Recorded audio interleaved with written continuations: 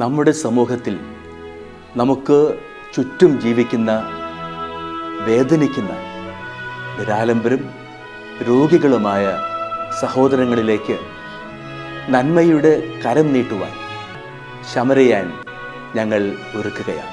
പങ്കുവയ്ക്കുന്ന ക്രൈസ്തവ സ്നേഹത്തിൻ്റെ ഈ മഹനീയ സാക്ഷ്യാനുഭവത്തിലേക്ക് ഏവർക്കും സ്വാഗതം.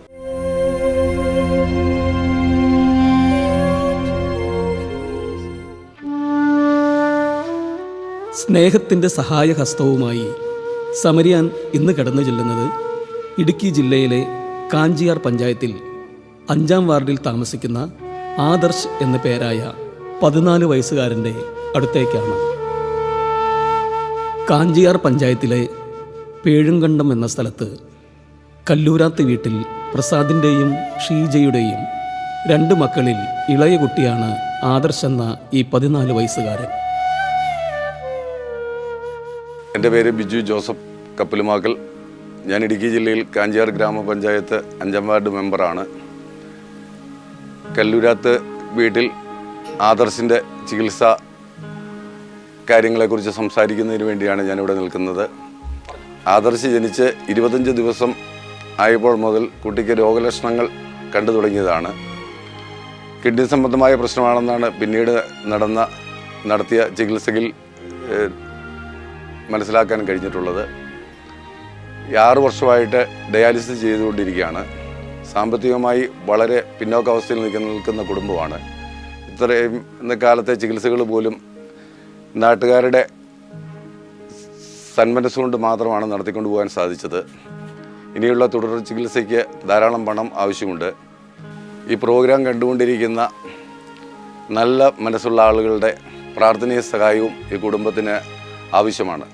നിങ്ങളാൽ കഴിയുന്ന എല്ലാ സഹായവും ഈ ആദർശിനും കുടുംബത്തിനും വേണ്ടി ചെയ്തു കൊടുക്കണമെന്ന് വിനീതമായി അപേക്ഷിക്കുന്നു. ആദർശ് ജനിച്ച് 25 ദിവസം കഴിഞ്ഞപ്പോൾ മുതൽ ശാരീരിക രോഗങ്ങൾ മാറി മാറി വന്നുകൊണ്ടിരുന്നു. 2-ാം ക്ലാസ് വരെ മാത്രം പഠിച്ച ഈ 14 വയസ്സുകാരൻ ഇന്ന് 2 വൃക്കകളും പ്രവർത്തനരഹിതമായ രോഗാവസ്ഥയിലാണ് ജീവിക്കുന്നത്.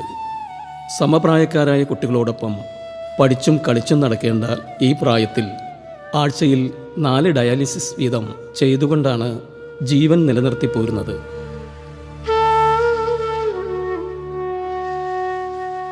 എൻ്റെ പേര് പ്രസാദ്. ഞാൻ കാഞ്ചിയാർ പഞ്ചായത്തിലാണ് താമസിക്കുന്നത്, ഇടുക്കി ജില്ലയിൽ. എനിക്ക് ഭാര്യയും 2 മക്കളുമാണുള്ളത്. എൻ്റെ ഭാര്യയുടെ പേര് ഷീജ, മോളുടെ പേര് ആർച്ചമോള്, മോൻ്റെ പേര് ആദർശ്. മോന് 14 വർഷമായിട്ട് ചികിത്സയിലാണ്. ജനിച്ച് 25 ദിവസം കഴിഞ്ഞപ്പോൾ അവന് മൂത്രത്തിപ്പിടിപ്പുണ്ടായി. ഐസിറി കൊണ്ടുപോയി. അവിടുന്ന് ടെസ്റ്റുകളെല്ലാം ചെയ്ത് കഴിഞ്ഞപ്പോഴത്തേക്ക് മൂത്രത്തിപ്പിടിപ്പ് കൂടുതലായി കോട്ടയം മെഡിക്കൽ കോളേജിൽ കൊണ്ടുപോകണമെന്ന് പറഞ്ഞു. കോട്ടയം മെഡിക്കൽ കോളേജിൽ ESIയിലുമായിട്ട് 4 വർഷം ചികിത്സിച്ചു. അത് കഴിഞ്ഞപ്പോൾ അവിടുത്തെ ഡോക്ടർ പറഞ്ഞു ഒരു സ്കാൻ ചെയ്തുകൊണ്ട് വരാൻ പറഞ്ഞു. സ്കാൻ ചെയ്തുകൊണ്ട് കൊടുത്തു കഴിഞ്ഞപ്പോൾ ഡോക്ടർ പറഞ്ഞു ഒന്നും ചെയ്യാനില്ല, 2 കിഡ്നിയും കേടായിപ്പോയി, ഇനി ഒന്നും ചെയ്യാനില്ല, വീട്ടിൽ കൊണ്ടുകൊള്ളാൻ പറഞ്ഞു. അത് കഴിഞ്ഞ് ഞാൻ ഇവിടെ നിന്ന് നാട്ടുകാരുടെയും വീട്ടുകാരുടെയും എല്ലാവരുടെയും സഹായത്താൽ അമൃത ഹോസ്പിറ്റലിലോട്ട് ഞങ്ങളെ ആൾക്കാർ പറഞ്ഞു വിട്ടു. അമൃതയിൽ ചെന്നു. അവിടുത്തെ ഡോക്ടറെ കണ്ട് ഡോക്ടർമാരുടെ വിദഗ്ധ പരിശോധനയിൽ ഡോക്ടർമാർ പറഞ്ഞു 2 കിഡ്നിയും ഫെയിലായി പോയി, അതുകൊണ്ട് ട്രാൻസ്പ്ലാന്റ് ചെയ്യാതെ ഒന്നും ചെയ്യാൻ പറ്റത്തില്ല, അതുകൊണ്ട് എത്രയും പെട്ടെന്ന് ട്രാൻസ്പ്ലാന്റ് ചെയ്യണം. അതിന് അന്നേരം മോന് ആരോഗ്യ പ്രശ്നമുണ്ടായിരുന്നു. അത് കഴിഞ്ഞ് അവിടെ 4 വർഷക്കാലം ഞങ്ങൾ അവിടെ ചികിത്സിച്ചു. അതിൻ്റെ മുന്നോടിയായിട്ട് എല്ലാ പണിയും ചെയ്യുകയും ചെയ്യാനും കൂടി നടക്കുകയൊക്കെ ചെയ്യുമായിരുന്നു. 4 വർഷം കഴിഞ്ഞപ്പോൾ ഡോക്ടർ പറഞ്ഞു അവന് എത്രയും പെട്ടെന്ന് നമുക്ക് ഡയാലിസിസ് ചെയ്യണം. അന്നേരത്തേക്ക് ഡയാലിസിൻ്റെ പരിവായി പോയായിരുന്നു. അത് കഴിഞ്ഞ് അവിടെ അമൃതയിൽ തന്നെ ഡയാലിസിസ് ചെയ്തു. അമൃതയിൽ പെർട്ടോൺ ഡയാലിസിസ് എന്ന് പറഞ്ഞാൽ ഡയാലിസിസ് ചെയ്തു. അതിന് മോന് 9 ഓപ്പറേഷൻ ചെയ്തു. വയറ് മുഴുവൻ ഞങ്ങൾ ഓപ്പറേഷൻ ചെയ്ത് ട്യൂബ് ഇട്ട് വീട്ടിൽ വരും. വീട്ടിൽ വന്നു കഴിയുമ്പോഴത്തേക്ക് ഒരാഴ്ച കഴിയുമ്പോഴത്തേക്ക് അത് ട്യൂബ് അടഞ്ഞു പോകും. വീണ്ടും ഞങ്ങൾ അമൃത ഡോക്ടറെ വിളിച്ച് ചോദിക്കുമ്പോൾ ഡോക്ടർ വരാൻ പറയും. അവിടെ ചെന്ന് കഴിയുമ്പോൾ വീണ്ടും ഓപ്പറേഷൻ ചെയ്യും. അങ്ങനെ ഞങ്ങൾ 9 പ്രാവശ്യം അമൃതയിൽ അഡ്മിറ്റായി. അത് കഴിഞ്ഞപ്പോഴത്തേക്ക് അവിടുത്തെ ഡോക്ടർ പിന്നെ ഓപ്പറേഷൻ ചെയ്ത ഡോക്ടർ പറഞ്ഞു ഇനി ആദർശിനെ ഞാൻ 5 വർഷത്തേക്ക് ഓപ്പറേഷൻ ഒന്നും ചെയ്യത്തില്ലെന്ന് പറഞ്ഞു. അത് കഴിഞ്ഞ് പിന്നെ പെർട്ടോൺ ഡയാലിസിസ് നിർത്തിയിട്ട് ഹീമോ ഡയാലിസിലേക്ക് മാറി. അപ്പോൾ അമൃതയിൽ പോയി ചെയ്യാനുള്ള നിവൃത്തികേട് ഉള്ളത് കൊണ്ട് അവിടുത്തെ ഡോക്ടർ പറഞ്ഞു എൻ്റെ ഒരു സുഹൃത്ത് ഈരാറ്റുപേട്ട റിംസിലുണ്ട്, ഞാൻ അങ്ങോട്ട് പറഞ്ഞ ഡോക്ടറെ വിളിച്ച് പറയാം, നിങ്ങൾ അവിടെ പോയി ഡയാലിസിസ് ചെയ്യാൻ പറഞ്ഞു. അവിടെ ഞങ്ങൾ ചെന്ന് ഡയാലിസിസ് ചെയ്തുകൊണ്ടിരിക്കുമ്പോഴത്തേക്ക് ഹോസ്പിറ്റലിൽ നിന്നുപോയി. അത് കഴിഞ്ഞപ്പോൾ ഡോക്ടറെ വിളിച്ച് ചോദിച്ചു എന്താ ഡോക്ടറെ ചെയ്യേണ്ടതെന്ന് ചോദിച്ചു. പറഞ്ഞു ആ ഡോക്ടർ എങ്ങോട്ട് പോകുന്നോ നിങ്ങൾ അങ്ങോട്ട് തന്നെ പൊക്കോളാൻ പറഞ്ഞു. അങ്ങനെ പാലാ മാർസിലിയ മെഡിസിറ്റിയിൽ 5 വർഷമായിട്ട് ഇപ്പം ഡയാലിസിസ് ചെയ്ത് വരികയാണ്.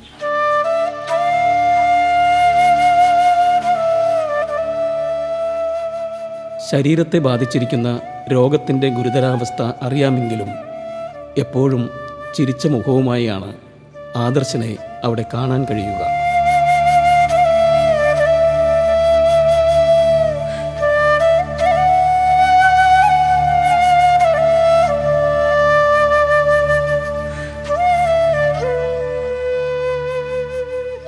തുടർ പഠനത്തിന് പോകാൻ കഴിയാത്ത ഈ സാഹചര്യത്തിൽ ആദർശിൻ്റെ ചേച്ചി ആർച്ചയാണ് വീട്ടിലിരുത്തി കുറേയൊക്കെ പഠിപ്പിക്കുന്നത്.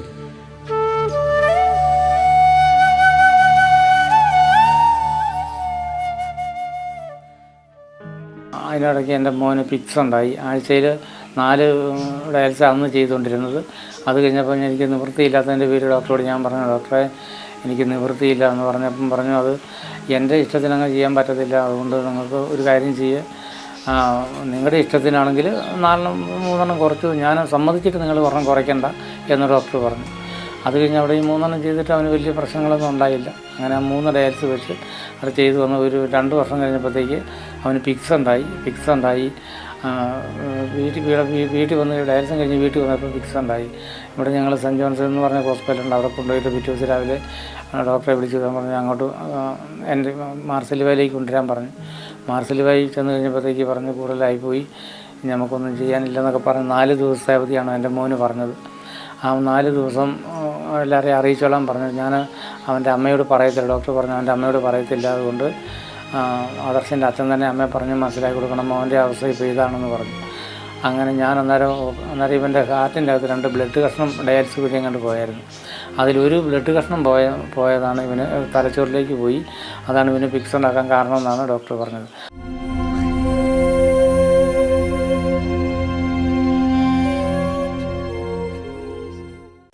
എൻ്റെ മകൻ ആദർശ് മോന് 14 വർഷമായിട്ട് ചികിത്സയിലാണ്. 25 ദിവസം കഴിഞ്ഞപ്പോൾ തൊട്ട് അവൻ കിഡ്നിക്ക് കേടായിരുന്നു, മൂത്രത്തിൽ പഴുപ്പ് കൂടിപ്പോയതാണ്.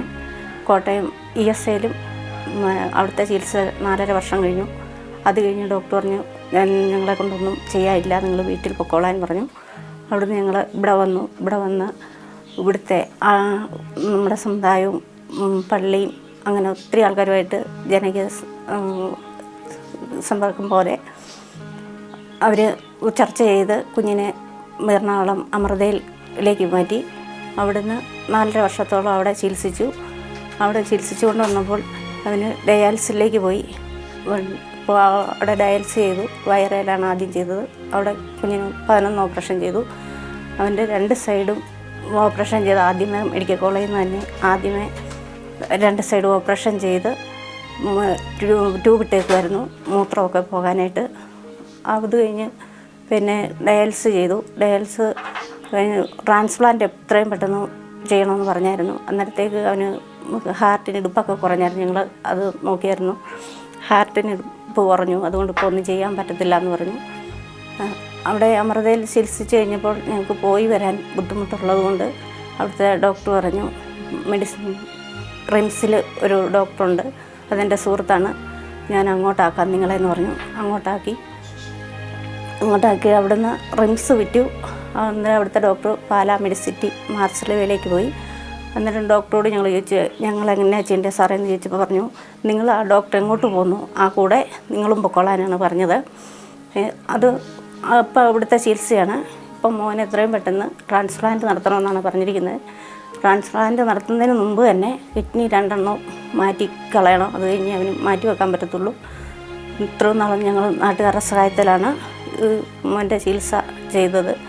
അതിനിടയ്ക്കൊരു ഫിക്സ് ഉണ്ടായി, സ്ട്രോക്ക് ഉണ്ടായി, വർത്തമാനമൊക്കെ പറയാൻ ബുദ്ധിമുട്ടായിരുന്നു.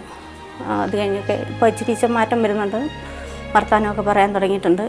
അന്നേരത്തേക്ക് മോന് ബലക്ഷയം സംഭവിച്ചു. അത് ഡയാലിസിൻ്റെ ഒരു ഭാഗമാണ്. അതുകൊണ്ട് എത്രയും പെട്ടെന്ന് ട്രാൻസ്പ്ലാന്റ് നടത്തണമെന്നാണ് ഡോക്ടർ പറഞ്ഞിരിക്കുന്നത്. ഞങ്ങളെ കൊണ്ട് ഒരു മാർഗവും ഇല്ല. ട്രാൻസ്പ്ലാന്റ് നടത്തണമെങ്കിൽ 10-30 ലക്ഷം രൂപ വേണ്ടി വരും. അതിന് മുമ്പ് മോൻ്റെ ആ കിഡ്നി രണ്ടും എടുത്ത് മാറ്റണമെന്ന് പറഞ്ഞിരുന്നു. അത് മാറ്റിയിട്ട് ശേഷമേ ട്രാൻസ്പ്ലാന്റ് നടത്താൻ പറ്റത്തുള്ളൂ എന്ന് പറഞ്ഞ് എൻ്റെ ഭർത്താവിന് ഒരു സൈഡ് തളർന്നു പോയതായിരുന്നു. പിന്നെ മോനും ഇതുപോലെ ഞാൻ കൂലിപ്പണി ചെയ്താണ് കുടുംബം കഴിഞ്ഞുകൊണ്ടിരുന്നത്. ഇപ്പം മോന് വയ്യാതായ പിന്നെ എനിക്ക് പോകാനും പറ്റുന്നില്ല. ഒന്നരാടെ ഒരു ആശുപത്രി പോകുമ്പം ഒന്നരാടെ ഞാൻ പോകും. മോളുടെ കാര്യം നോക്കണം, സ്കൂളിലെ കാര്യം നോക്കണം. എൻ്റെ മോനെ എങ്ങനെയെങ്കിലും രക്ഷിച്ചു തരണം. ഞങ്ങൾക്ക് വേറൊരു മാർഗവും ഇല്ല. അവനുണ്ടായപ്പോൾ മുതൽ ഞങ്ങൾ ആശുപത്രി കയറുന്നത്. എത്രയും പെട്ടെന്ന് ട്രാൻസ്പ്ലാന്റ് നടത്തിയാലേ ഇവൻ തളർന്നു പോകാതിരിക്കുള്ളെന്ന് പറഞ്ഞിരിക്കുന്നത്. അല്ലെങ്കിൽ തളർന്നു പോകുമെന്ന് പറഞ്ഞിരിക്കുന്നത്. നല്ലവരായ ആൾക്കാർ ഈ വീഡിയോ കാണുന്നത് കണ്ട് ഞങ്ങളെ രക്ഷിക്കണം, ഞങ്ങളുടെ മോനെ രക്ഷിക്കണം. അവരുടെ പ്രാർത്ഥന ഞങ്ങൾക്കുണ്ടാകണം എന്ന് ഞാൻ പ്രാർത്ഥിക്കുന്നു.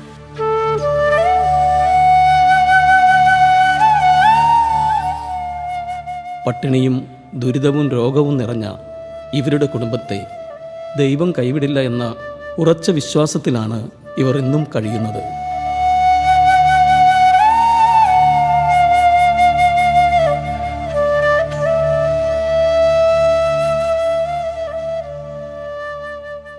മോനെ ഓപ്പറേഷന് കയറ്റുന്നതിൻ്റെ അന്ന് രാവിലെ എല്ലാ ഡയാലിസിസ് ഉണ്ടായിരുന്നു. ഡയാലിസിന് മോനെ എൻ്റെ അമ്മ ഡയാലിസിലേക്ക് കൊണ്ടുപോയി. അത് കഴിഞ്ഞപ്പോൾ ഞാൻ അവിടുന്ന് ഉണ്ണീശാപ്പള്ളിയുണ്ട് ചേർപ്പങ്കൽ, ഞാൻ അവിടെ വന്ന് മോനോട് പ്രാർത്ഥിച്ച് എണ്ണ ഒഴിച്ച് പ്രാർത്ഥിച്ച് ഞാൻ തിരിച്ചു വന്നപ്പം എൻ്റെ ഡയാലിസും കഴിഞ്ഞ് മോനെ റൂമിൽ കൊണ്ടുവന്നു. അവിടുന്ന് മോനെ ഒന്ന് ഛർദ്ദിച്ച് കഴിഞ്ഞപ്പോൾ കുറേ ബ്ലഡ് കേട്ടാണ് ഛർദ്ദിച്ചത്. അമ്മ അവിടെ കിടന്ന് കാറി. സിസ്റ്റർമാരെല്ലാം ഓടി വന്നു കഴിഞ്ഞപ്പോൾ ഡോക്ടറെ വിളിച്ചു. അവിടുന്ന് പിന്നെ ഹാർട്ടിൻ്റെ ഡോക്ടറെ വിളിച്ചു. ഹാർട്ടിൻ്റെ ഡോക്ടർമാരൊന്ന് വന്ന് എക്കോ എടുത്ത് നോക്കിയപ്പോൾ അങ്ങനെ ഒരു സാധനം അവിടെ ഹാർട്ടിൻ്റെ അത് കാണുന്നില്ല, അതെവിടെയോ പോയെന്ന് പറഞ്ഞു. അപ്പോൾ അവർ നോക്കിയിട്ട് കണ്ടില്ല. അത് കഴിഞ്ഞ് തന്നെ പിന്നെ മഞ്ചളംകുളം ഡോക്ടറാണ് മോനെ നോക്കുന്നത്. ആ ഡോക്ടറെ വിളിച്ചിട്ട് പറഞ്ഞു, നമ്മൾ അന്ന് കണ്ട ഹാർട്ടിൽ കിടന്ന ആ ബ്ലഡ് കഷ്ണം കാണുന്നില്ല, അതെവിടെയാണ് പോയത് കണ്ടില്ല, എങ്ങോട്ടാണ് പോയതെന്ന് അറിയത്തില്ല. അത് പൊടിഞ്ഞാൽ പോയെങ്കിൽ ലെൻസിലടങ്ങാനും ചെറിയ കഷ്ണം പോയെങ്കിൽ പോയിട്ടുണ്ടെങ്കിൽ ശ്വാസമുള്ള അങ്ങനെയുള്ള ബുദ്ധിമുട്ടുണ്ടാക്കി അത് ഭയങ്കര ബുദ്ധിമുട്ടുണ്ടാകും. അതുകൊണ്ട് ഏത് ദൈവത്തെ വിളിച്ച് ആ ദൈവത്തെ വിളിച്ച് കേണാപേക്ഷിച്ചോളാൻ പറഞ്ഞു. അന്നു മുതൽ ഇന്ന് വരെ ഞാൻ ചേർപ്പങ്കൽ പള്ളിയിൽ കൊണ്ടുപോയി എൻ്റെ മോനെ എല്ലാ ചൊവ്വാഴ്ചയും കൊണ്ട് എണ്ണ ഒഴിച്ചിട്ടാണ് ഞങ്ങൾ വരുന്നത്. ചൊവ്വായും വ്യാഴവും ശനിയാണ് ഞങ്ങൾ ഡയാലിസിന് ചെയ്യുന്നത്. എല്ലാ ആഴ്ചയിലും ഇപ്പോൾ ഈ 2 ആഴ്ച അവന് നടക്കാൻ വയ്യാത്തതുകൊണ്ട് 2 ആഴ്ചയായിട്ട് ഇപ്പോൾ അവനെ കയറ്റി പള്ളിയിൽ കയറ്റി എണ്ണ ഒഴിക്കുന്നില്ല. ബാക്കി എല്ലാ ചൊവ്വാഴ്ചയും എൻ്റെ ഉണ്ണീശോ എടുത്തുകൊണ്ട് ഞാൻ എണ്ണ ഒഴിച്ചിട്ടാണ് എൻ്റെ മോനെ കൊണ്ട് വരുന്നത്. കട്ടപ്പന ഗായത്രി ടെക്സ്റ്റൈൽസ് എന്ന് പറഞ്ഞ സജീവേട്ടൻ എന്ന് പറഞ്ഞ ചേട്ടനാണ് മോനെ കൊണ്ട് വണ്ടി വിട്ട് തന്നേക്കുന്നത്. അന്ന് ആഴ്ചയിൽ 4 ഡയാലിസിസ് വെച്ചുണ്ടായിരുന്നു. അന്നും പുള്ളി വണ്ടി വിട്ടു. ഇപ്പോൾ ആഴ്ച 3 എണ്ണമാണ്. ഇപ്പോഴും പുള്ളി തന്നെയാണ് വണ്ടി വിടുന്നത്. നമസ്തേ, എൻ്റെ പേര് സുധീഷ്. ഞാൻ കട്ടപ്പനയിൽ താമസിക്കുന്നു.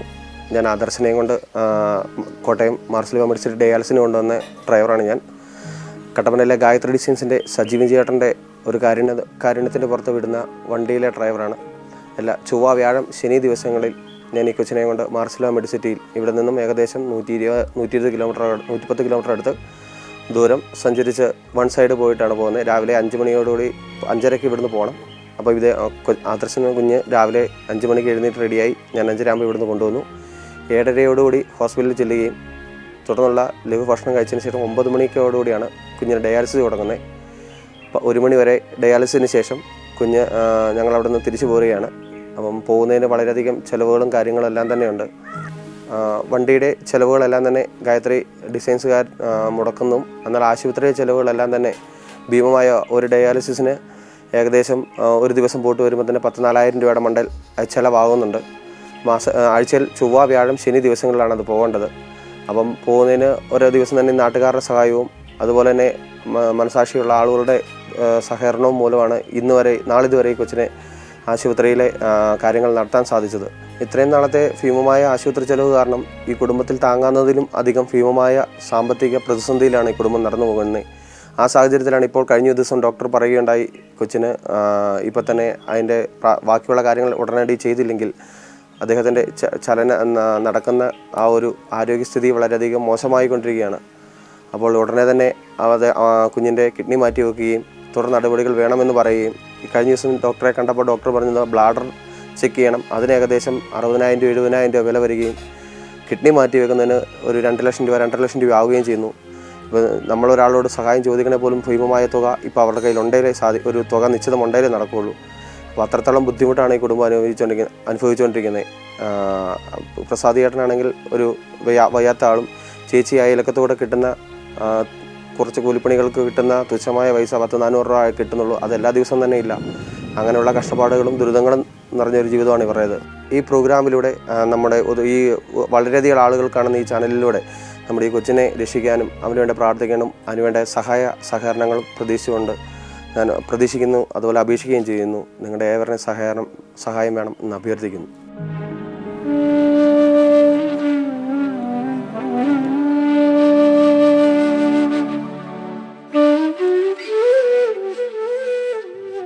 ഈ കുടുംബത്തിൻ്റെ ദയനീയാവസ്ഥ കാണുന്ന മനുഷ്യസ്നേഹികളായ ആളുകൾ അവരുടെ പ്രാർത്ഥനയാലും സാമ്പത്തിക സഹായത്താലും ഒന്ന് കൈകോർത്താൽ രക്ഷപ്പെടുന്നത് ആദർശ് എന്ന ഈ 14-കാരനും ഇവരുടെ കുടുംബവുമാണ്.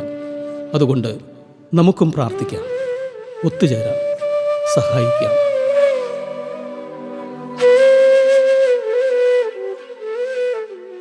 എൻ്റെ ഒരു സൈഡ് തളർന്നു പോയതായിരുന്നു. എൻ്റെ വലത് സൈഡ് തളർന്നു പോയിട്ട് 10-25 വർഷം മുമ്പ് തളർന്നു പോയായിരുന്നു. ഇപ്പോൾ ഇവനെ എഴുന്നേൽപ്പിച്ച് നടത്താൻ വേണ്ടിയാണ് ഞാൻ ഇപ്പോൾ എഴുന്നേറ്റ് ഞാൻ നടക്കുന്നത്. ഞങ്ങൾ രണ്ടുപേരും ഇപ്പം വികലാംഗരുടെ കൂട്ടാണ് ഞങ്ങളുടെ രീതി. എൻ്റെ മോൻ്റെ ജീവൻ രക്ഷിച്ചെടുക്കാൻ വേണ്ടി കഴിയുന്നതും എല്ലാവരും സഹായിക്കണമെന്ന് ഞാൻ അപേക്ഷിക്കുകയാണ്. എത്രയും പെട്ടെന്ന് ട്രാൻസ്പ്ലാന്റ് ചെയ്യാനാണ് ഡോക്ടർ പറഞ്ഞിരിക്കുന്നത്. അവൻ്റെ ഇപ്പം ഇത്രയും കാലം അവന് ഓടി നടക്കുമായിരുന്നു. ഇപ്പോൾ അവൻ്റെ കൈക്കും കാലിനും ബലം കുറഞ്ഞു പോയി, അസ്ഥിക്ക് ബലം കുറഞ്ഞു പോകുന്ന ഡോക്ടർ പറഞ്ഞ് എത്രയും പെട്ടെന്ന് ട്രാൻസ്പ്ലാന്റ് ചെയ്യണം. എൻ്റെ കിഡ്നിയാണ് മോന് കൊടുക്കാൻ ഞാൻ തീരുമാനിച്ചിരിക്കുന്നത്. അതിൻ്റെ ടെസ്റ്റ് കാര്യങ്ങളെല്ലാം നടന്നുകൊണ്ടിരിക്കുകയാണ്. ഇപ്പോൾ ഈയിടെ മിനിയാന്ന് വന്നപ്പോൾ ഡോക്ടർ പറഞ്ഞു ആലുവയിലെ ഹോസ്പിറ്റലിൽ കൊണ്ടുപോയി ഇവൻ്റെ ബ്ലാഡർ നോക്കണം. അതിനെല്ലാം കുറിച്ച് തന്നപ്പോഴത്തേക്കും മോന് പനിയായിപ്പോയി. ഇപ്പം പനി ആയതുകൊണ്ടാണ് ഞങ്ങൾ ഈ ആഴ്ച പോകാൻ മാറ്റി നിൽക്കുന്നത്. അടുത്ത ആഴ്ച അതിന് പോലും ഒരു നിവൃത്തിയില്ല പോയി ചെയ്യുവാനായിട്ട്. എൻ്റെ മോൻ്റെ 2 കിഡ്നിയും എടുത്ത് കളയണമെന്നാണ് ഡോക്ടർ പറഞ്ഞത്. അത് ട്രാൻസ്പ്ലാന്റിന് മുമ്പ് എടുത്ത് കളയണം. അതെടുത്ത് കളയണമെങ്കിൽ 2 ലക്ഷം രൂപയാകുമെന്നാണ് ഡോക്ടർ പറഞ്ഞത്. അത് കഴിഞ്ഞിട്ട് വേണം മോനെ ട്രാൻസ്പ്ലാന്റ് ചെയ്യാനായിട്ട്. അതിന് എല്ലാം കൂടെ 12 ലക്ഷം രൂപയാണ് ഡോക്ടർ പറഞ്ഞിരിക്കുന്നത്. 12 ലക്ഷം രൂപയും വേണം. പിന്നെ മുന്നോട്ടുള്ള ചികിത്സകളുടെ സഹായവും ഉണ്ടെങ്കിൽ മാത്രമേ മോൻ്റെ കാര്യങ്ങൾ മുന്നോട്ട് കൊണ്ടുപോകാൻ പറ്റുള്ളൂ. ഈ മോനെ എത്രയും പെട്ടെന്ന് മോൻ്റെ ട്രാൻസ്പ്ലാന്റ് ചെയ്ത് മോനെ ജീവിതത്തിലേക്ക് തിരിച്ചു കൊണ്ടുവരാൻ നിങ്ങൾ കഴിയുന്ന ആ സഹായം എല്ലാവരും ചെയ്തു തരുമെന്ന് ഞാൻ പ്രതീക്ഷിക്കുന്നു. എൻ്റെ മോൻ ജനിച്ച് 25 ദിവസം കഴിയുമ്പോഴത്തേക്കുള്ള ഹോസ്പിറ്റലിലും ഡയാലിസിസ് ബില്ലും മരുന്നിൻ്റെ ബില്ലുകളും എല്ലാം വലിയൊരു തുക ഞങ്ങൾക്ക് ചിലവായി. 10-40 ലക്ഷം രൂപ ഞങ്ങൾക്ക് ചിലവായി. മോനെയും കൊണ്ട് 3-4 ആശുപത്രിയിൽ മാറി ചികിത്സിച്ചു. ഇപ്പം മെഡിസിറ്റി മാർസ്ലിവയിലാണ് മോൻ്റെ ചികിത്സ. ഇനിയും ഞങ്ങൾക്ക് മുന്നോട്ട് പോകണമെങ്കിൽ 30 ലക്ഷം രൂപ വേണ്ടി വരും മോനെ ഞങ്ങൾക്ക് രക്ഷിച്ചെടുക്കാൻ.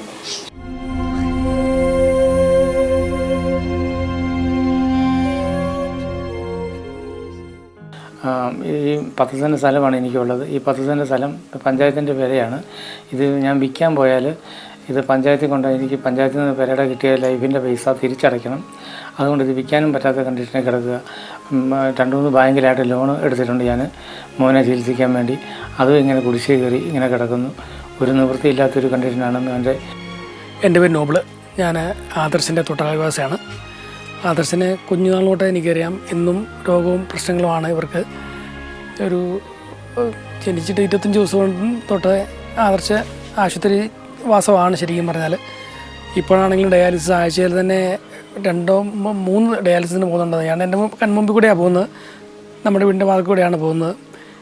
ശരിക്കും പറഞ്ഞാൽ ഇവിടെ ഇവർക്കാർക്കും വേറെ വരുമാനങ്ങളും പ്രത്യേകിച്ച് കാര്യങ്ങളും ഒന്നുമില്ല, സ്ഥലമില്ല, ആദായങ്ങളൊന്നുമില്ല. ശരിക്കും നാട്ടുകാരുടെ സഹായം കൊണ്ടും പിന്നെ എന്നെ സന്നദ്ധ സംഘടനകളിൽ ആരെങ്കിലും സഹായം കൊണ്ടൊക്കെയാണ് ഇവർ കഴിഞ്ഞു പോകുന്നത്. ഇപ്പോൾ തന്നെ നല്ല തുക വളരെ അധികം തുക ഇവർക്ക് ചിലവായിട്ടുണ്ട്. ഇനി മുന്നോട്ടുള്ള ചികിത്സയ്ക്ക് ഈ പ്രോഗ്രാം കാണുന്ന ഓരോരുത്തരും അതുപോലെ അവരെ സഹായിച്ചാൽ മാത്രമേ കാര്യങ്ങൾ മുന്നോട്ട് നടക്കുകയുള്ളൂ. ഈ പ്രോഗ്രാം കാണുന്ന എല്ലാവരും ഈ ആർട്സിന് വേണ്ടി മാക്സിമം സഹായിക്കണമെന്ന് അപേക്ഷിക്കുന്നു. വിശദ വിവരങ്ങൾക്ക് Samarian divine charitable trust, father Philip Nedunthuruthil VC, care of divine vision, divine media complex, Muringoor PO, Chalakudy, Thrissur, Kerala. Pin 680309. Phone 048027000893. Mobile 9446143727. Email samarian.divinevision@gmail.com. പ്രിയ സഹോദരി സഹോദരന്മാരെ, ഗുഡ്നസ് TV-യിലെ സമറിയാൻ എന്ന പ്രോഗ്രാമിലൂടെ ഞങ്ങൾ നിങ്ങളെ പരിചയപ്പെടുത്തിയ ആദർശ് എന്ന സഹോദരന് വേണ്ടി സമാഹരിച്ച ചികിത്സാ സഹായ നിധി കൈമാറുന്നതിന് വേണ്ടിയാണ് ഞാനിപ്പോൾ നിങ്ങളുടെ മുൻപിൽ നിൽക്കുന്നത്. എൻ്റെ ഇടതുവശത്ത് നിൽക്കുന്നത് ആദർശിൻ്റെ അമ്മ സിസിലിയറ്റാണ്. അവർ തിരുവനന്തപുരം സ്വദേശിയാണ്. ആദർശ് 28 വയസ്സുള്ള ഒരു ചെറുപ്പക്കാരനാണ്. 9 മാസമായിട്ട് അദ്ദേഹം കിഡ്നി രോഗത്തിന് ചികിത്സയിലാണ്. ആദ്യം 3 പ്രാവശ്യം ഡയാലിസിസ് ചെയ്തു ആഴ്ചയിൽ. ഇപ്പോൾ ഒരു ആഴ്ചയിൽ 2 പ്രാവശ്യം കിഡ്നി ഡയാലിസിസ് ചെയ്തുകൊണ്ടിരിക്കുകയാണ്. നെന്മാറയിലുള്ള മെഡിസിറ്റി എന്ന ആശുപത്രിയിലാണ് അദ്ദേഹത്തിൻ്റെ ചികിത്സ നടത്തിക്കൊണ്ടിരിക്കുന്നത്. ഡോക്ടർമാർ പറയുന്നത് കിഡ്നി മാറ്റിവയ്ക്കുന്നതാണ് ഏറ്റവും അഭികാമ്യം എന്നുള്ളതാണ്. അദ്ദേഹത്തിൻ്റെ പിതാവ് ഈ ജനുവരി മാസം 3-ാം തീയതി മരിച്ചുപോയി. ഈ അമ്മച്ചിക്ക് ആകെ ഉള്ളത് ഒരു മകനാണ്. കഴിഞ്ഞ മെയ് മാസത്തിലായിരുന്നു അവൻ്റെ കല്യാണം. അത് കഴിഞ്ഞ ഉടനെയാണ് ഈ രോഗാവസ്ഥ വെളിപ്പെടുന്നതും അതിനുള്ള ചികിത്സ തുടങ്ങിയതും. ഈ അവസരത്തിൽ അവർക്കുള്ള ഏക വരുമാന മാർഗം ഈ മകൻ്റെ ജോലിയായിരുന്നു. അത് നടക്കാത്തത് കൊണ്ട് ഇപ്പോഴവർ തീർത്തും സാമ്പത്തികമായിട്ട് ഞെരുക്കത്തിലാണ്. ഈ അവസരത്തിലാണ് അവരെക്കുറിച്ച് അറിയുവാനും ഗുഡ്നസ് TV-യിലൂടെ അവരെ പരിചയപ്പെടുത്തുവാനുമായിട്ട് ഇടയായത്. ഗുഡ്നസ് TV-യുടെ നല്ലവരായ പ്രേക്ഷകർ അതിനോട് വളരെ ക്രിയാത്മകമായിട്ട് പ്രതികരിച്ചു. അതിൻ്റെ ഫലമായിട്ട് 2,50,000 രൂപ സമാഹരിക്കുന്നതിനായിട്ട് ഇടയായി.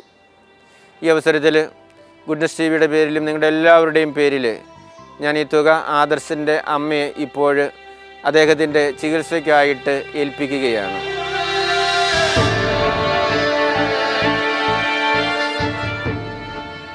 പ്രിയ സഹോദരി സഹോദരന്മാരെ, നിങ്ങളോടുള്ള ഗുഡ്നസ് TV-യുടെ നന്ദിയും കടപ്പാടും ഈ അവസരത്തിൽ അറിയിക്കുന്നതിനായിട്ട് ഞാൻ ആഗ്രഹിക്കുകയാണ്. ഗുഡ്നസ് TV-യുടെ നല്ലവരായ പ്രേക്ഷകർ ഓരോ പ്രാവശ്യവും ഓരോ ആളുകളെക്കുറിച്ച് ഞങ്ങളിങ്ങനെ പറയുമ്പോൾ അത് നിങ്ങൾ വളരെ ശ്രദ്ധാപൂർവം കേട്ട് വളരെ ആത്മാർത്ഥമായിട്ട് സഹകരിക്കുന്നത് കൊണ്ടാണ് ഇത്രയും തുക സമാഹരിക്കുന്നതിനും കൊടുക്കുന്നതിനും ഞങ്ങൾക്ക് സാധിക്കുന്നത്. എനിക്കറിയാം, ഇതെല്ലാം തരുന്നവർ അതീവ സമ്പന്നരോ ധനവാന്മാരോ ഒന്നുമല്ല, മറിച്ച് സാധാരണക്കാരായവരും ദരിദ്രരുമായിട്ടുള്ള ആളുകളാണ്. കഴിഞ്ഞ ദിവസം റോസി എന്ന ഒരു സഹോദരി എന്നെ കാണാനായിട്ട് ഇവിടെ വന്നു. അവർ അവിവാഹിതയാണ്. അവരും അവരുടെ സഹോദരിയും അവിവാഹിതകളായിട്ട് വീട്ടിൽ തന്നെ കഴിയുകയാണ്. അവരുടെ ഏക വരുമാനം എന്ന് പറയുന്നത് സർക്കാർ കൊടുക്കുന്ന ക്ഷേമ പെൻഷനാണ്. അപ്പോൾ കഴിഞ്ഞ ഒരു 2 ആഴ്ച മുമ്പ് അവരെന്നെ കാണാൻ വന്നപ്പോൾ പറഞ്ഞത് 2 മാസത്തെ ക്ഷേമ പെൻഷൻ ഒന്നിച്ചവർക്ക് കിട്ടി, അതുകൊണ്ട് അതിൻ്റെ ഒരു ഭാഗം തരാനായിട്ട് അവരിവിടെ വന്നതാണ് എന്നാണ് പറഞ്ഞത്. എൻ്റെ മുറിയിലേക്ക് കയറി വരാനായിട്ടുള്ള സ്റ്റെപ്പ് കയറാൻ അവർക്ക് സാധ്യമല്ലാതിരുന്നുകൊണ്ട് ഞാൻ താഴെ ചെന്നാണ് അതിൽ നിന്നും അത് മേടിക്കാനായിട്ട് ഇടയായത്. നോക്കുക, അതുപോലെയുള്ള ആളുകളാണ് ഈ രോഗികളെ സഹായിക്കാനായിട്ട് മുന്നോട്ട് വരുന്നതും സംഭാവനകൾ തരുന്നതുമൊക്കെ. അപ്പോൾ തീർച്ചയായിട്ടും അവരെ എല്ലാവരെയും നന്ദിപൂർവ്വം ഞാൻ ഈ അവസരത്തിൽ അനുസ്മരിക്കുകയും അവർക്ക് വേണ്ടി പ്രാർത്ഥിക്കുകയും ചെയ്യുകയാണ്. അവർക്കും മാരകമായ രോഗങ്ങൾ ഇതുപോലെയൊക്കെ വരികയായിരുന്നെങ്കിൽ സഹായിക്കാനായിട്ടുള്ളൊരു സാഹചര്യം അവരുടെ ജീവിതത്തിലും അവർക്കുണ്ടാകുമായിരുന്നില്ല. അതിനേക്കാളൊക്കെ ഉപരിയായിട്ട് നല്ല ഒരു മനസ്സിൻ്റെ ഉടമകളായിരുന്നതുകൊണ്ടാണ് മറ്റുള്ളവരുടെ വേദനകൾ സ്വന്തം വേദനകളായിട്ട് കണ്ട് സഹായിക്കാനായിട്ട് അവർ തയ്യാറായതുകൊണ്ടാണ് അങ്ങനെ തരുന്നതിനായിട്ട് ഇടയായത്. ഈ അവസരത്തിൽ അവരെ എല്ലാവരെയും ഞാൻ നന്ദിയോടെ ഓർക്കുകയാണ്. അവരെ എല്ലാവരെയും ദൈവം അനുഗ്രഹിക്കട്ടെ എന്ന് പ്രത്യേകം പ്രാർത്ഥിക്കുകയാണ്. ആയുസ്സും ആരോഗ്യവും അവർക്കൊക്കെ ദൈവം ധാരാളമായിട്ട് നൽകട്ടെ. അങ്ങനെ ഉള്ള ഒരു സാഹചര്യത്തിലാണല്ലോ മറ്റുള്ളവരെ കൂടുതൽ സഹായിക്കാനും നന്മ പ്രവർത്തിക്കാനുമൊക്കെ ആയിട്ട് അവർക്ക് സാധിക്കുന്നത്. നിങ്ങളെല്ലാവരെയും ദൈവം സമൃദ്ധമായിട്ട് അനുഗ്രഹിക്കട്ടെ. ദൈവാനുഗ്രഹം നിങ്ങളുടെ ജീവിതത്തിലും പ്രവർത്തനങ്ങളിലും സമൃദ്ധമായിട്ടും ഉണ്ടാകട്ടെ എന്ന് ഞാൻ പ്രാർത്ഥിക്കുകയാണ്. ഒരിക്കൽ കൂടി നിങ്ങൾക്ക് നന്ദി പറയുന്നു. അതോടൊപ്പം ഈ ആദർശനെ നിങ്ങളുടെ കരങ്ങളിൽ ഏൽപ്പിക്കുകയാണ്. നിങ്ങൾ ഇനിയും അവനെ ഓർക്കുകയും അവന് വേണ്ടി പ്രാർത്ഥിക്കുകയും ചെയ്യണമെന്ന് അഭ്യർത്ഥിക്കുകയാണ്. മരുന്നോ ലേപനവുമല്ല, ദൈവത്തിൻ്റെ വചനമാണ് സൗഖ്യം നൽകുന്നത് എന്നാണല്ലോ തിരുവചനം നമ്മെ ഓർമ്മപ്പെടുത്തുന്നത്. കർത്താവിൻ്റെ കരങ്ങളിൽ ഏൽപ്പിച്ച് നമുക്ക് പ്രാർത്ഥിക്കാം. സൗഖ്യം നൽകി അനുഗ്രഹിക്കണമേ എന്ന് നമുക്ക് തുടർന്നും ആ മകന് വേണ്ടി പ്രാർത്ഥിക്കാം. ദൈവം അവനെ സുഖപ്പെടുത്തട്ടെ. ഒരിക്കൽ കൂടി നിങ്ങൾക്കെല്ലാവർക്കും ഗുഡ്നസ് ടിവിയുടെ പേരിൽ നന്ദി പറഞ്ഞുകൊണ്ട് ഞാൻ നിർത്തുന്നു. നന്ദി. ശമരിയാൻ എന്ന പ്രോഗ്രാമിലൂടെ എന്നെ എൻ്റെ കുടുംബത്തെ സഹായിച്ച ഗുഡ്നസ് ടിവിയുടെ എല്ലാ പ്രവർത്തകർക്കും പ്രത്യേകമായി നന്ദി രേഖപ്പെടുത്തുന്നു. എല്ലാവരെയും ദൈവം ധാരാളമായി അനുഗ്രഹിക്കട്ടെ എന്ന് പ്രാർത്ഥിക്കുന്നു.